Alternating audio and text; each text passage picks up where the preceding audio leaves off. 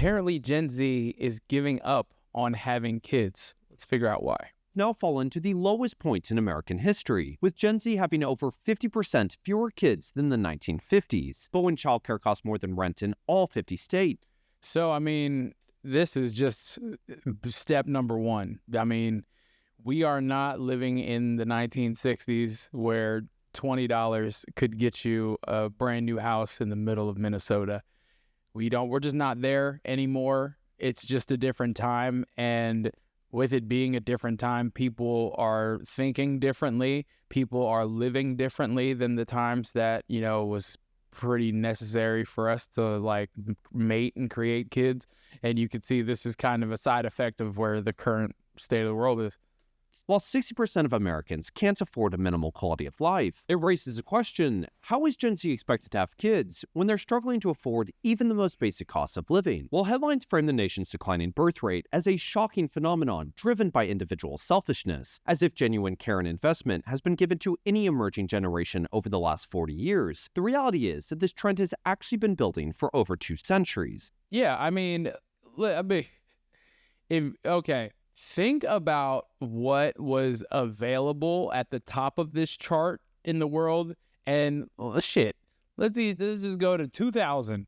The things that were available for humans in the 1800s and the things that were available now for us to allocate our time towards is 2 completely different things. So yes, that would just naturally come of it. I mean, I don't know, because it's hard for me to think that a lot of things were created in the mind of like, oh yeah, people are definitely going to want to have kids because we did this, It's just like something that's just been around that we all just see happens, you know what I'm saying? So it's like, but yeah, if you create enough stuff that people can do, they probably wouldn't spend all their time like having kids. That's just obvious. As economic conditions have continuously redefined the true cost of having children. Throughout early industrialization, children were not viewed as a personal choice, but as an economic necessity tied directly to national power and household survival. In a 1791 report, Treasury Secretary Alexander Hamilton argued that children who would otherwise be idle could serve as a source of cheap labor, helping build a domestic manufacturing base capable of competing with great. We're still following rules when that guy, like, we have some of the same rules from when those dudes created that stuff with the powdered wigs on, and if a woman knew math, she was a witch, and we're still like, yeah, that's the law. Britain, even in agricultural settings, children predominantly functioned as economic assets, as they provided the necessary physical labor. Well, yeah, there was no PlayStations, so what else are you going to be doing at that time but picking tobacco in the field?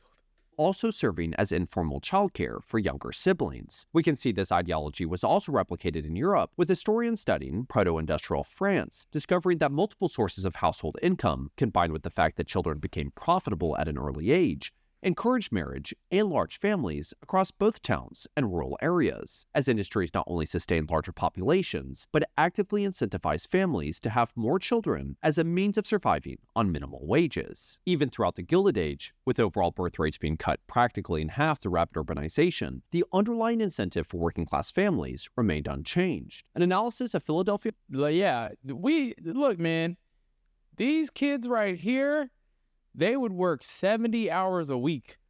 Like these kids this day don't have this type of stance. These are some hard working 38-year-old kids that are just grinded down to the bone. Like, look at my man in the middle isn't having it. The households found that children contributed between 28 and 33% of total income in native-born two-parent families. For Irish and German households, those figures rose as high as 46 and 35%, forcing both parents and children to be largely opposed to child labor reforms, not because they supported exploitation, but because they were financially dependent. However, unlike the working-class households who were consistently fighting just to keep their heads above water, middle and upper-class families had the luxury to prioritize the long-term outcomes of their children.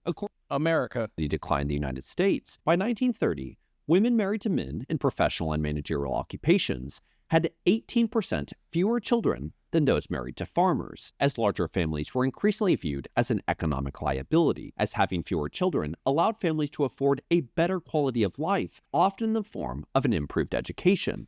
I look, man, I'll be the first one to say, this is the land of the free, the home of the brave, and, do what you want to do. It's America, you know what I'm saying?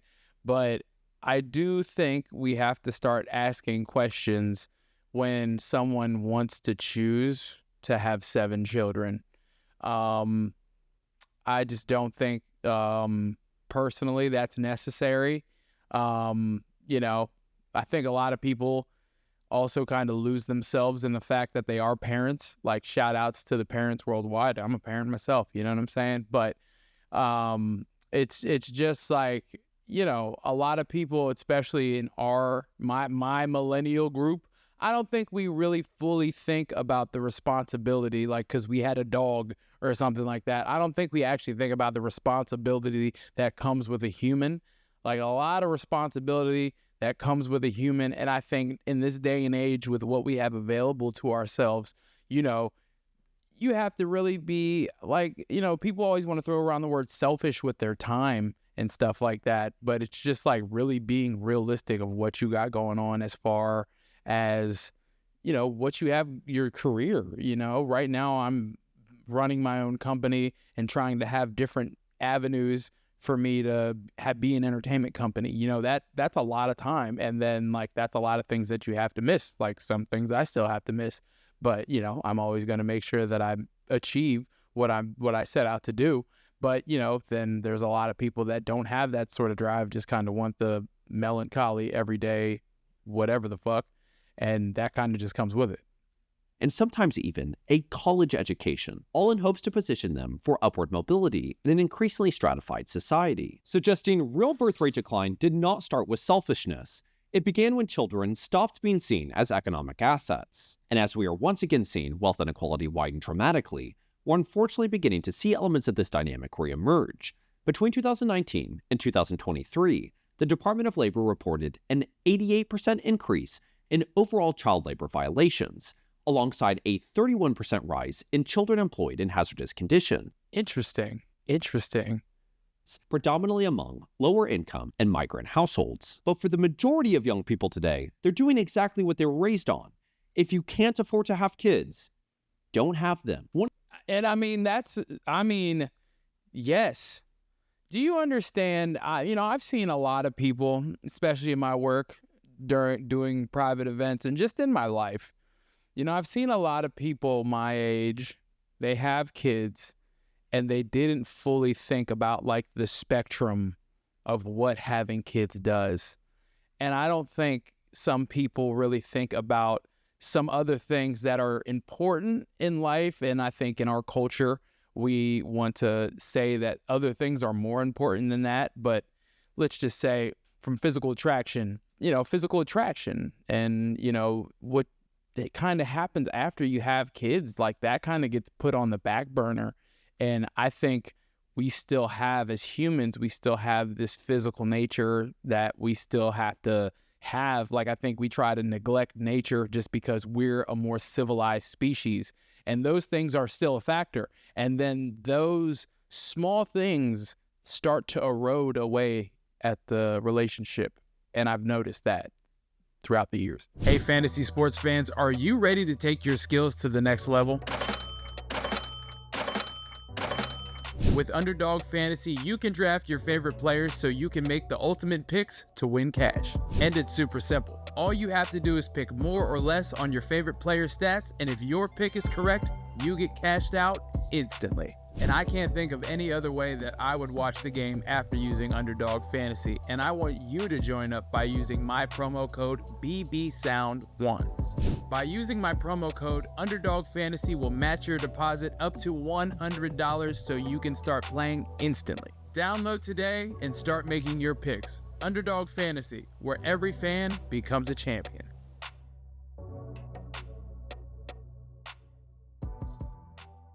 Before a family, average new hire was 42 years old in 2025. Revelio chief economist Lisa Simon said years of economic and political uncertainty, along with the push to use artificial intelligence, have led employers to place a higher value on experience and become more risk-adverse in who they are hiring and willing to bet on in this labor market. That so-called risk has resulted in the share of the workforce, age 25 and younger, falling from 15% in 2022 to less than 9% today, with hiring inflows for Gen Z dropping by nearly 50% in just the last 3 years. And while some of you are already commenting that these lazy kids just need to get their hands dirty, well, many already are. The question is whether you prioritize completely changing careers or starting a family without any form of job stability. Now, traditionally, another way to overcome a failing job market was to go to college. But unlike that shit don't matter no more. And let me tell you something. That shit does not matter anymore as much as we think it does, especially now. People are just like looking to see if you have like they want you to already have all this experience up front, and then they really don't even care about the schooling that you did, and they just kind of like laugh at you if like on a reel or something like that you show something that was a project while you were in like your master's degree program. So like nobody cares anymore. And then to go back on the Gen Z turning to blue collar jobs, to be honest with you, blue collar jobs are is what the new world that has been created is going to need. You know, not everybody's going to need to work in a cubicle, and not everybody's going to need to be a DJ, and not everybody's going to need to be these things that really don't like push the needle forward. We need like people who are willing to put their hands on things and connect electrical outlets and build the bridges as well. Like a minimum wage worker in 1989 who could pay an entire year of tuition, fees, and room at board with roughly 24 and a half hours of work a week, a Gen Z student today would need to earn $21.27 an hour to do the same, with nearly 40% of the entire American workforce earning less than $22 an hour. And while Gen Z is on track to become the most educated generation in history, the outcome has been higher unemployment than those without degrees, alongside increasing displacement, whether from the 37% of employers who say they would rather hire AI than a college graduate, or from large-scale H-1B replacement. And when we compare Gen Z paying an average of $526 a month in student loans to the average childcare cost sitting at around $1,100 a month, or a monthly increase of $600 when adjusted for inflation, those childcare prices are going to eat you alive in this economy right now. If you don't got that yaper, you don't got a few different streams coming in. Like, I can only imagine if you don't have like a strong family backing or a grandma, nana, or gram to take care of the little chunklin, you know, when you have to go off to work and stuff like that. I mean, my mom had my grandma to lean on when I was a kid. So that was one thing that, you know, we were fortunate to have. But if you don't have that, I mean, it's over for you. Compared to a parent in 1985, we once again run into the same question. Does Gen Z prioritize paying off student loans or starting a family, all without any form of job stability? And while there are certainly those who have managed to find or create stable income, they are still running into rising healthcare costs, historic housing prices, and growing economic uncertainty, all compounded by a dollar that is now worth roughly 86% less than what baby boomers entered adulthood with. I'm telling you, man, if you had $400 back when the boomers were rocking, you had $400 on you, you were Rick Ross. So when the median Gen Z income is sitting around $50,000, while it costs roughly $23,000 a year to raise a child, it highlights that while Gen Z selfishness may make for a convenient headline, they always want to use this guilt association, like all its selfishness and self-absorbed, like on decision to have no kids. It's okay to not want to have kids. Like, I always wonder, who makes these fucking rules? Who made these social rules where you're 30 now and you have to have a kid? Who is so short-sighted where they didn't think about, well, you know what? I didn't culture myself enough. I need to go to another country and I need to see how other people live so I can really have more insight on how to appreciate my life and make sure that I've accomplished the things that I want to accomplish. Like, what's so wrong with that? What happened to that? And then if you want to have kids, just go have your fucking kids. Go have your kids, live in the middle of America, and it's okay. But don't try to use this type of selfish, type of guilt language that you try to put on other people just because they're not doing what you want us to do. The reality of a declining birth rate has far more to do with Gen Z living with the consequences of decades of self-serving decisions made by those in power. However, even with economic conditions playing a massive role in child creation, another critical factor is that people are willing to endure hardship when there is a shared belief that tomorrow would be better than today. This is most clearly represented with the generation that is directly responsible for the baby boom. Throughout the worst economic crisis in American history, birth rates dropped 26% between 1926 and 1936, with the nation's fertility rate now falling to one of the lowest in the Western world, where families weren't just having fewer children, they were rapidly abandoning the idea of family expansion altogether, with marriage rates decreasing 22% between 1929. Hey, we don't, look, love is beautiful, man, but when that money dries up, changes the whole element, trust. And 1939. Alongside this cultural shift in the nation's perspective on having children, also emerged a growing disdain of capitalism. Journalist John Chamberlain, who would later become a central figure in shaping 20th century American libertarianism, warned that the crisis was reshaping an entire generation's political and economic identity. Chamberlain feared that the prolonged stagnation was creating a resentful generation, writing, "Young people have no memory of a good economy with plentiful opportunities. They are a trapped generation that will explode." He illustrated this volatility through the story of Joe Carnes, a young office boy who once identified as older people have always just been like fearful of young people, or I don't know what it is, man. Like he's just speaking for everybody right now. Like, you know what I'm saying? I hate when people make blanket statements for just every person. Like, it's crazy. I mean, a little bit of that's true for some people, but if you have, I think one thing that's just missing in just most, I don't even think this is just Gen Z or Gen Alpha. I think it's most generations of people. They just miss that grit that you need to have to actually succeed and make some things happen, and failing and being okay with failing and being okay with just eating shit and keep on coming back. That's one thing that's just missing. Communist, convinced this economic system is never going to spread out enough to take us all in, yet abandoned politics entirely after a modest promotion. To Chamberlain, it proved that ideology was rarely the problem. Opportunity was.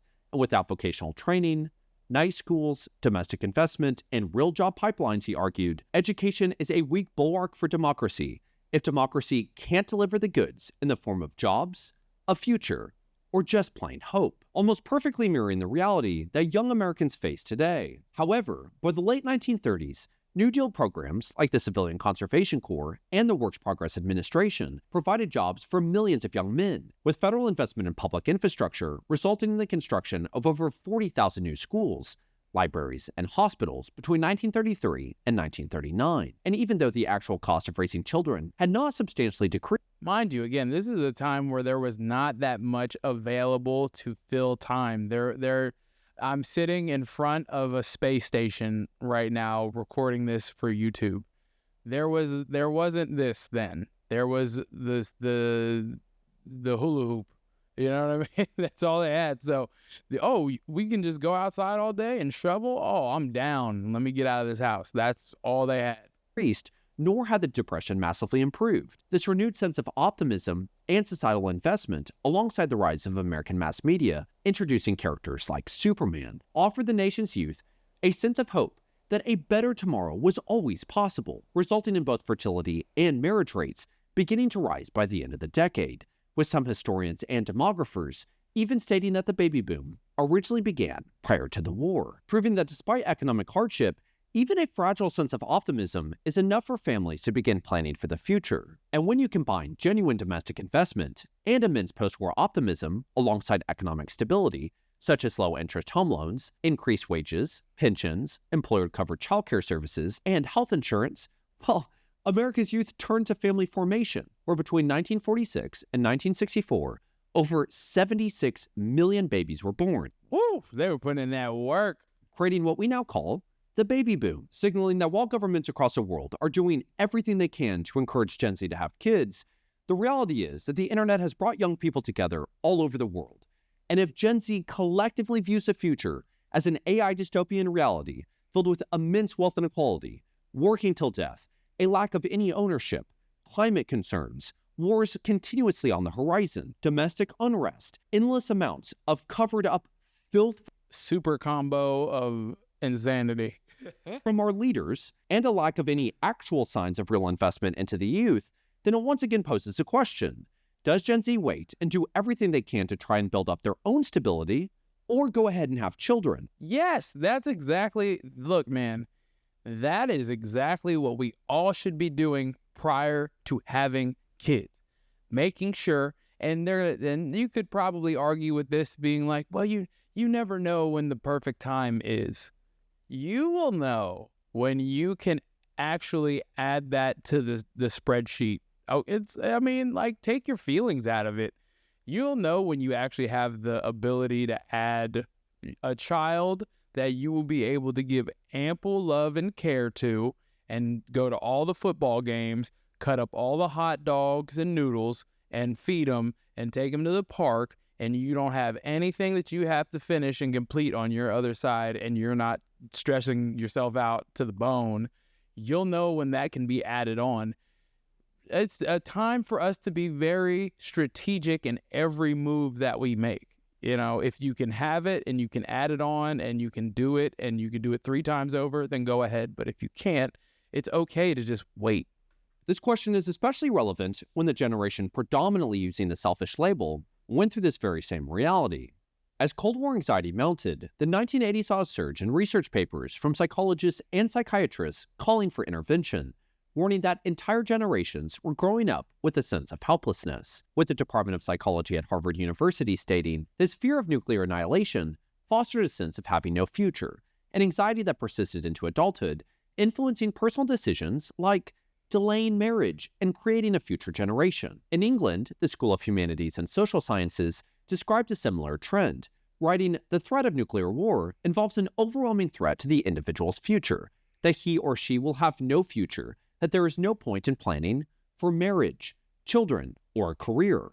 And as the FDA approved the first oral contraceptive in 1960, for a generation coming of age amidst rising divorce rates, growing disillusionment, a cultural rejection of traditional societal norms, and the dismantling of the nuclear family, having children became deliberate and intentional, particularly as more young Americans began to question whether the future would be more prosperous than the past. And for the Gen X viewers out there, this is a reason why your generation is so small. So when you have researchers at the University of Sydney pointing to a growing Gen Z mental health crisis driven by economic Boy, COVID, that time that Gen Z had to be locked down, that did a number. That did a number on mental health, and you can just see it every day that it totally did that to them and their way of just interacting socially.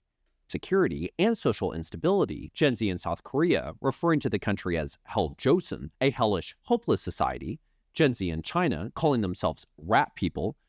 And mind you, I'm in America. See, we in America don't think about the plight of people elsewhere a lot. So you probably wouldn't know about any of this going on over there. You know what I mean? Like, we know about what our problems are here. We just know these other lands when we see them, talk about them, or here. Like, who would have known? I wouldn't have known that they were calling themselves rat people over there. That's crazy. Way to describe burnout, high unemployment, and disillusionment with the rat race. Gen Z across Europe effectively facing the same struggles of a failing job market being blamed on laziness and entitlement. What I will say is different, and it was a culture shock for me. When I was in the Army, I was stationed in Italy. And while I was stationed in Italy, I got to know people, and I got to know how, like, the school system in Italy works. And when you're, I think, in the 6th grade, that's when you pick your job career for your life. In 6th grade, they make you pick. You pick whatever your job is going to be, and then that's your trajectory of how they send you through the school system. And then after that, you're on your own. I mean, that's like, can you imagine at 6th grade being like, okay, well, what are you going to be, a nuclear physics engineer? And you're just trying to, trade your Pokemon cards, and you can't.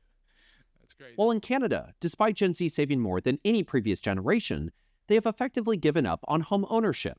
If the powers that be genuinely cared about a potential population collapse, then they must stop having these pointless discussions of selfishness and redirect attention to real change. And to just prove the impact of shared struggles all across the world, I'm 26 years old and I live in Austin, Texas. Because of this channel, I receive emails from people my age all over the world, from Brazil to Russia, telling me that while my content is American-focused, they are still experiencing similar issues. So I just do not understand why our so-called leaders frame this birth rate collapse as some sort of unbelievably complex issue. If you cannot financially provide for yourself and you do not see hope on the horizon, you are not going to have kids. And it's funny because it's like, it's people who are well off saying, yo, you guys gotta have kids. When you gotta, like, what? Like, you're put, like, it's like, it's so pushy. Our culture has been so pushy about this one thing when you get to a certain age, and it's just like, it doesn't matter. You don't have to. And it's like, sometimes it's like they're asking you to have kids because they don't have anything that they can do on their spare time. They don't have a hobby. They don't have a hobby, so they want to be a grandma all day when they could just pick up a hobby and try something new. We get to this age where we don't want to learn anything new, or we don't want to try anything new for some reason, and then we try to push that on other people so they can give us another reason to, like, get up. And there's so many reasons why we need to be able to get up, and then also just not being able to afford that. If people are just realizing, like, well, I can't afford this right now and I'm not going to do it, there's nothing wrong with that. And to be honest with you, we have so many people on earth right now that are just hogging air. So we need to make sure that we're making the most use of what we got now. And until that is changed, this trend will continue. And something else that we need to put further emphasis on, beyond the fact that teenage pregnancy is at, like, the lowest point ever in human history. That's great. I think that there are more 40-year-olds that are having kids than those that are teenagers. I would argue that that's something that we probably want to be seen as a society, but that does affect the birth rate. Beyond that, what I am finding is a lot of these individuals, whether it's on the internet or social media or in the news, so-called experts, are spending all of their time focusing on the birth rate collapse as if it's solely responsible for modern dating culture, or the selfishness, or the laziness, or people just want to go out and travel on vacation. So what? Let us go do that, okay? We didn't have to fucking stay and like, you know what? We just got more options today. That is great. People should be going. I would rather live in a society where people are much more cultured and have experienced things than people who just only know Kentucky, okay? I would rather people go on these vacations. I would take their time, okay? Now, I know maybe there's some argument where biological clocks need to be met at some certain time. That's cool and everything like that. That's really cool. But, we still have an opportunity that we never had before to go experience more things than the cultures, than the times before, when all they had time to do is, as you saw, go to the coal mine and then have kids. We just have more options, and that's okay. There should be more options for everybody. Everybody needs the opportunity to experience the world and learn something new and meet someone and see how people live that they've never seen before. They need that opportunity. Or, a lot of these other things.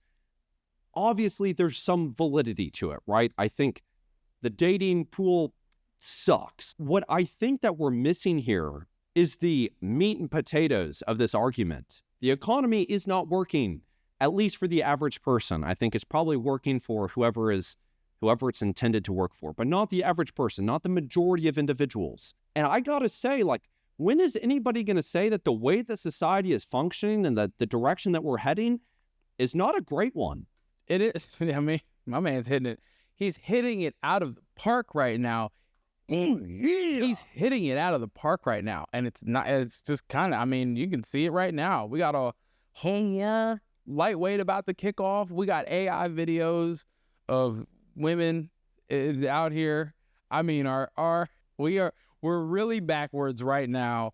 And, it's like a lot of people aren't learning the new technology and the new systems that the world is going towards, and you're either going to get eaten up by it or you're going to, like, learn to use it and thrive with it. There's no in between. I just feel like so many of these so-called leaders or voices or different things like that are making careers out of talking about like the seasoning on top of the meat and potatoes. It's like they don't actually know anything. Mainstream media is a lie. I would say that you could fix a dating pool and a lot of these other issues if people made more money. If a house didn't cost, if my 600 square foot apartment didn't cost, what it was that a mortgage payment was just a decade ago. I'm almost spending $2,000 a month just on my rent and my health insurance.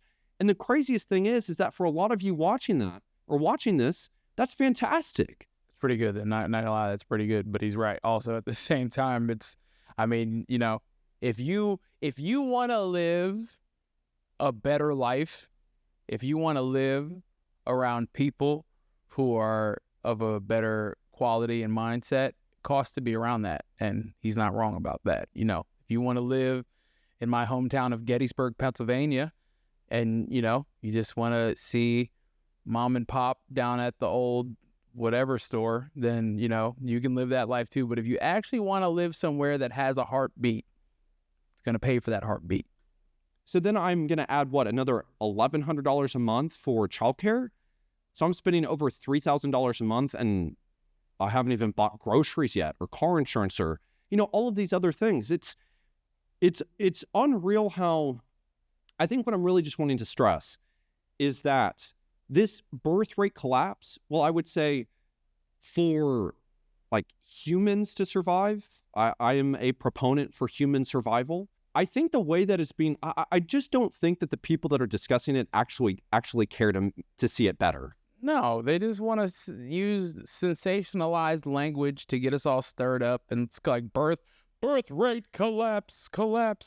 They want to strike up fear and stuff like that so we can make more consumers so they can sell us more products and stuff like that. Like, you know what I mean?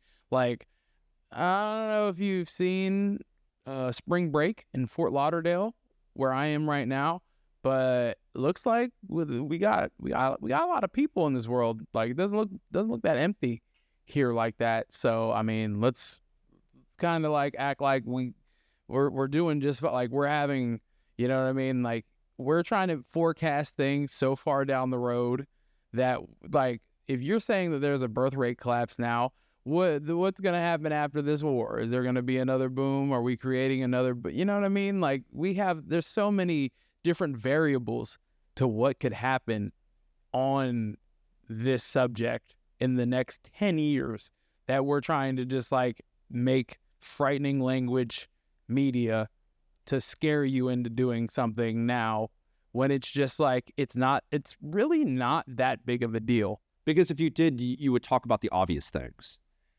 And, I'm going to bring in one other thing here. So, some of you guys are going to hate me a bit, but I look at my closest friends, absolute, just top performers, great individuals. The parents was infidelity, physical abuse, mental abuse, other types of abuse, unfortunately.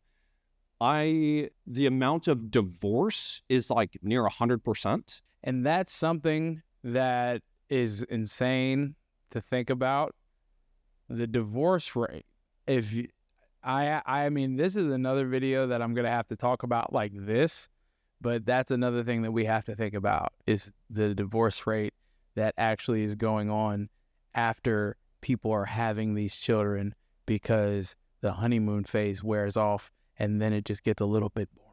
With that being said, again, all great individuals, but their perception of the future, including myself, I have great parents, but I have to say, the majority of my childhood was consumed by divorce. Our collective thoughts about the future is we are so concerned about what direction it is that we're heading, because we have seen it through our parents, that we feel like we have to provide as much stability as we possibly can. What I'm ultimately saying is that when I used to work at a bank from 18 to 22 or whatever it was, 24, I guess, I would see individuals that were the parents of my friends and other individuals I went to school with. They would come in. I would see that they were cheating on their husband or their wife. I would see that they were lying about credit card debt, that they had extra lines of credit on their home equity lines of credit, that they were drowning in debt, that they had liquidated their 401ks because of gambling issues. I think it's just, I'm ultimately trying to say that I'm shocked how a lot of these individuals saying you're selfish for not having kids weren't great role models. And I'm sorry. Exactly.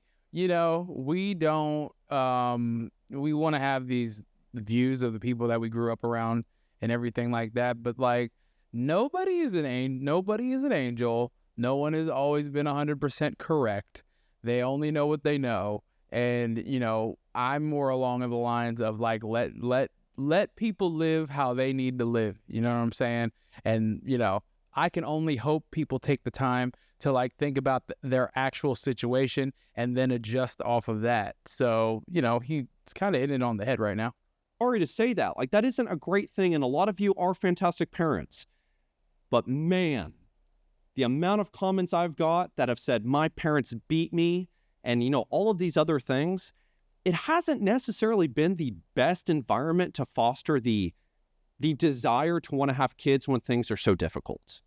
And I don't think anybody else is saying that. Again, I had fantastic parents. And I think what you want for every generation is to want to give the next generation a better life than what you had. So what I see is, man, I'm going to do everything in my power to make sure that I have some financial stability to be there when my kid is young. There you go. I want to make sure that my money is up and not my funny up so I can take care of the little rugrat.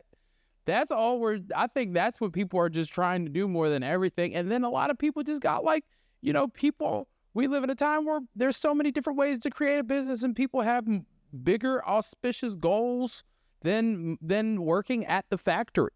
And it takes a lot of time. So people are going to like put their time towards that. There's nothing wrong with that. At least they're building something, that's their baby right now. Let them build that, and then after that baby is nourished and it's fruitful for them doing that, then they can allocate their times to other things. That's just, I think that's a part of being an adult, is just figuring out where to allocate your time towards before you can allocate it towards something else. To be able to help them out a little bit, to make sure that I don't have to, do some of these other things, to just be more present, to offer a little bit of stability for them, and to make sure that I am rock steady with my partner. I just think that we're shying away from the important conversations. Also, wishful thinking. And I'm going to say it because some of you might be, questioning everything that I'm saying, is that I want to have kids. I've said it many times in my videos. The only thing that I really want, my main goal, is to be a father. It has been the driving force of everything that I've done. I've worked at least 2 jobs, the majority 3 jobs since I was 18. And it was solely because I wanted to create a stability, I wanted to create a foundation to be able to be a father at some point.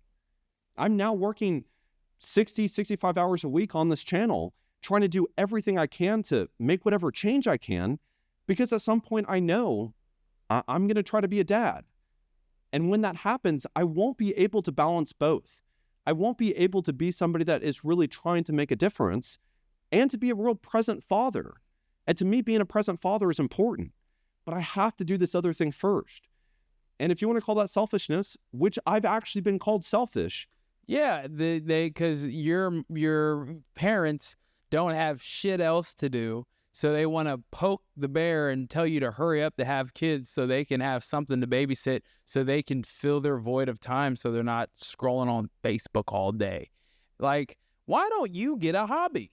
Why don't you just find something to occupy yourself with while I go get it? And then when I have one, I'll tag you in. I don't know. I think that you might need to get your priorities set. So again, I'm doing everything that I can, and I'm really doing my best to provide stability. But it's a very difficult time to do so.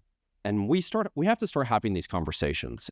I think he's right. We definitely have to start having those conversations. I'll make sure that I have that link to the video in the description. And wow, he hit on a lot of things right there. One thing that I think is important is that you now in this world, there's so many things going on.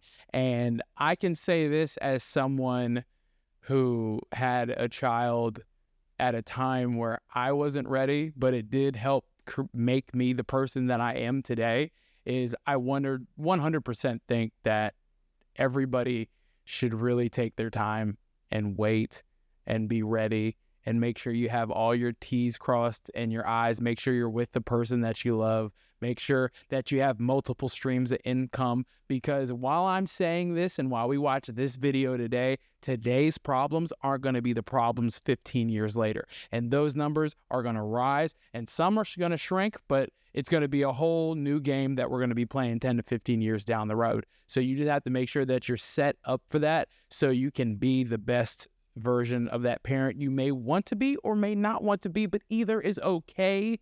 Nobody is going to be around there at the end. And you always have to ask, who makes these rules? Like, comment, and subscribe, and we'll see you later. Peace.